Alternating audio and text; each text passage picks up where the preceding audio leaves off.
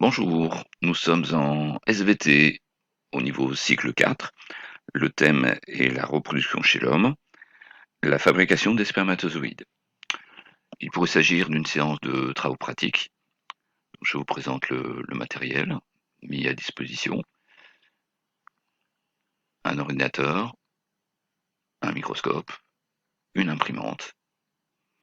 Ce TP pourrait s'inscrire à la suite d'une séance d'observation de microscope. Possibilité de faire un dessin avec des légendes, un titre, le zoom, et puis proposer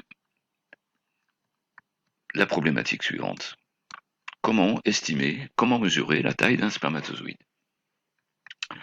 Donc à partir du matériel proposé, le sujet principal étant la lame préparée qui propose des spermatozoïdes humains pratiquement invisibles à l'œil nu, et pourtant on peut appréhender leur taille avec une méthode pas très complexe. Il suffira d'une règle, et puis quelque chose de particulier, il s'agit d'une règle de calibration du microscope.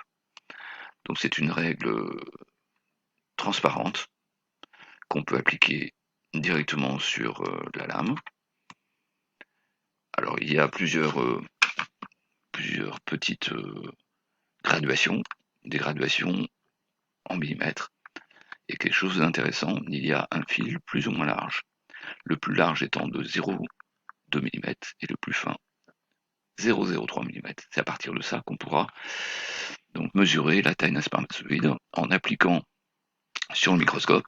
Donc on dépose délicatement la lame présentant les spermatozoïdes sur la platine du microscope. On dépose dessus la règle de calibrage et tenter de visualiser le fil le plus fin possible, 0,03 mm, au milieu d'un grand nombre de spermatozoïdes. Ensuite, il suffira de faire les réglages du microscope, éclairage, mise au point, et une fois que la préparation est correctement placée, que l'on visualise bien les spermatozoïdes et aussi le fil très très fin, prise de photo avec soit une caméra, soit un smartphone. Alors moi j'ai fait avec mon smartphone. Visualisation à l'écran, donc on voit bien les spermatozoïdes ici, grossissement x100, zoomé avec le smartphone x4, donc ça nous fait 4 x 100, 400 de grossissement. Et le calibrage du fil, donc on a dit le plus fin, 0,03 mm de largeur.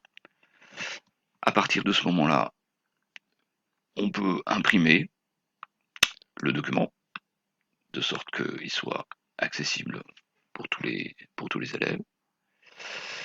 Voilà, donc je prends le document issu de l'impression, donc on le place sur la paillasse correctement. Voilà. Ensuite, on prend une règle et puis on va faire des mesures. Donc la mesure qui va permettre d'établir l'échelle. Donc on tourne légèrement la règle, voilà, et on mesure donc sur le papier environ 1,5 cm sur le papier pour le fil fin, 1,5 cm soit 15 mm. Voilà. On mesure maintenant un spermatozoïde, prenons celui-ci par exemple, qui est bien visible. Donc on tourne la règle et on estime environ, voilà, 2 cm pour de spermatozoïdes sur le papier, soit 20 mm. Voilà. Bien. Maintenant, il suffit d'appliquer la méthode probablement vue en mathématiques. Donc, il s'agit de calcul de proportionnalité, produit en croix, soit avec la calculatrice classique, soit avec un tableur. Donc, je propose le tableur. Donc, le tableur peut présenter sous forme de tableau. Donc, le fil fin, ici en bleu, le spermatozoïde, la taille sur la feuille en millimètres, sur la colonne C, la taille réelle en millimètres. On cherche l'inconnu, c'est X, c'est-à-dire la taille réelle du spermatozoïde en millimètres et ensuite en micromètres. Donc nous avons mesuré la taille sur la feuille du fil fin. Nous avons trouvé 15 mm, le spermatozoïde 20. Sur la grille, la règle de calibrage, nous avions donc le fil le plus fin, 0,03 mm. Alors x fois 15, c'est produit en croix, x fois 15 est égal à 0,03 fois 20. On trouve donc x, la formule, x est égal à 0,03 fois 20 divisé par 15.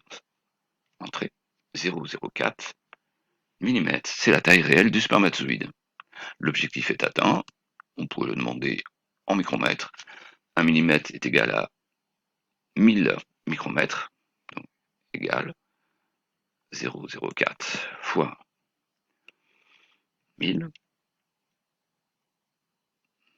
pardon, voilà, et on trouve 40 micromètres.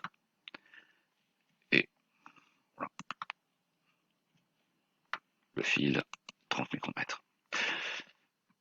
Voilà, l'objectif est atteint. Nous avons donc mesuré la taille d'un spermatozoïde, environ 40 micromètres. Merci de votre attention.